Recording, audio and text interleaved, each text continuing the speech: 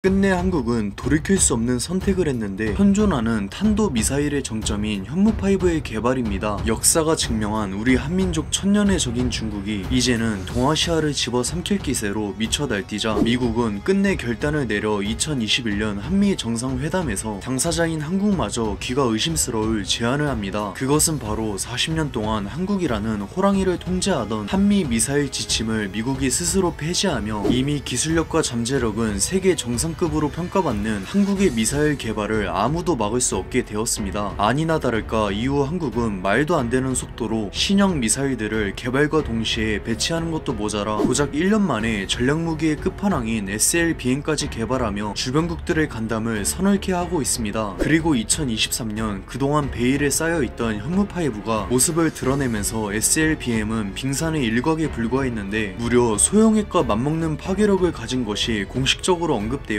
동아시아를 충격에 빠뜨리고 있습니다. 미국의 군사 전문가들은 아직 본격적인 핵미사일에는 못 미친다며 주변국들을 진정시키려 했지만 이미 중국은 정신이 반쯤 나갔는지 주한미군을 타격하겠다며 광견병 걸린 개마냥 날뛰고 있습니다. 당연하다면 당연한 것이 한국은 중국 전역이 사정거리에 들어오는 현무5를 미친듯이 뽑아낼 것이며 한국과 전쟁이 나도 자기들 안방은 안전하다는 중국의 뒤통수를 제대로 후려갈겼기 때문입니다. 그래서 오늘은 핵마저 넘어선 현무5에 중국이 무릎 꿇은 이유에 대해 알아보겠습니다.